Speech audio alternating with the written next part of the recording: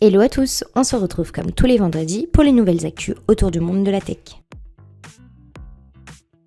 La startup Hive et l'Institut national de recherche en sciences et technologies du numérique viennent de nouer un partenariat avec l'ambition de voir émerger un cloud peer-to-peer souverain et donc contourner les GAFAM.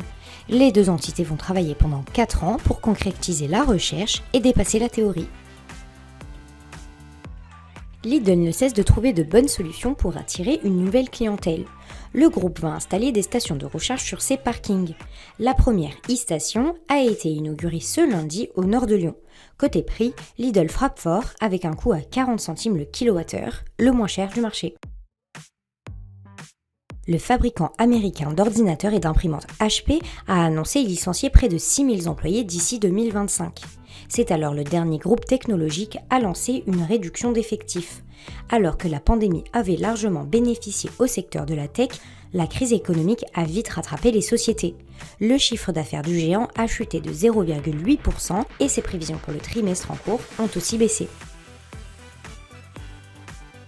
Côté rachat, c'est le français Silae qui a annoncé l'acquisition de RH Suite.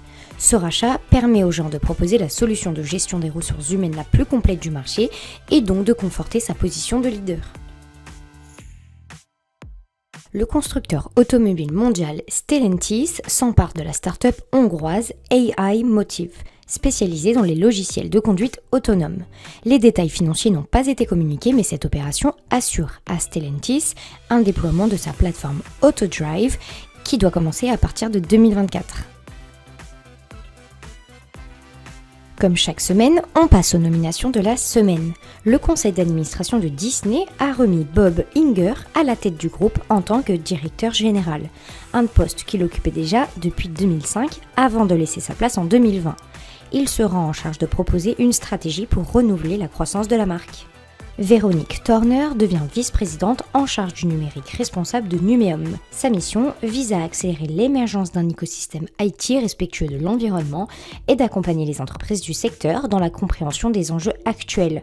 Reddy est d'ailleurs adhérent du syndicat. Et enfin, cette semaine, les startups de la French Tech ont levé de 150 millions d'euros. La plus grosse levée revient à Pelico avec une levée de 18,5 millions d'euros pour son outil de gestion des opérations. Et la deuxième plus grosse levée revient à Dust Mobile avec une levée de 12 millions d'euros pour son opérateur mobile de cyberdéfense. Et malheureusement, c'est déjà la fin de notre vendredi, mais vous le savez, on se retrouve la semaine prochaine pour les nouvelles actus autour du monde de la tech.